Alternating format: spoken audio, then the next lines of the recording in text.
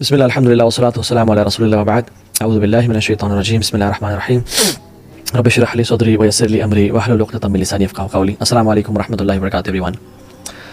Imagine a guest جو کہ بہت عرصے بعد آپ کے گھر آیا ہے آفٹر اے ایئر اور سو، اور آپ کے گھر میں آتا ہے اور آپ کو بغیر بتائے، پتہ لگنے دیے بغیر آپ کے گھر کو صاف کر کے چلا جاتا ہے.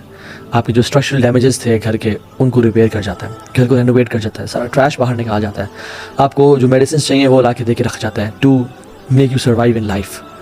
آپ کے سارے ایشوز جو بھی گھر کے تھے آپ کی مسائل سالو کر کے چلا جاتا ہے، اینڈ آپ کو جب وہ جاتا ہے تو پتہ چلتا ہے اوہ اٹس گون. اور آپ کو پھر گلٹ دل میں داخل ہوتا ہے کہ میں نے اس کی اتنی قدر کیوں نہیں کی، میں تو بس دور سے اس کو سلام کیا، آئیں بیٹھے چائے پئیں گے یا نہیں، اور وہ چلا گیا، اتنا کچھ کام کر کے چلا گیا. رمضان از لائک دس گیسٹ جو سال میں ایک دفعہ آتا ہے اور ہمارے سارے گناہ لے کے چلا جاتا ہے، ہمارے دل کی بیماریاں، ہمارے دل کے اندر جو گند موجود ہے اس کو کھینچ کے لے جاتا ہے، ہمارا لاسٹ کنیکشن اللہ تعالیٰ سے اس کو اسٹیبلش کر کے چلا جاتا ہے، ہمیں جہنم سے ہمیشہ ہمیشہ کے لیے آزاد کر جاتا ہے، اور ہمارے دل کی بیماریوں کی جو میڈیسنز ہمیں دے کے چلا جاتا ہے. مگر ہم اس گیسٹ کا اسی طرح سے آنر نہیں کرتے جس طرح سے ہم نے دوسرے گیسٹ کو آنر نہیں کیا تھا. من صام رمضان ایمانا واحتسابا غفر له ما تقدم من ذنبه. جو رمضان کی راتوں کو یا رمضان کے روزے رکھے ایمان کے ساتھ اور اجر کے ساتھ، سارے سے گناہ معاف ہو جائیں گے. سو اس رمضان کے مہینے میں نا ہمیں ان لوگوں میں سے نہیں ہونا چاہیے کہ جو کہ اس گیسٹ کو آنر نہ کریں. They don't whine and cry on disturbed sleep patterns and hunger کہ بھوک لگ رہی ہے اور نیند میری بگڑ گئی. نہیں، رادر دے سے رمضان رک جا، don't be in rush for the hearts are still ill and the sins are heavy.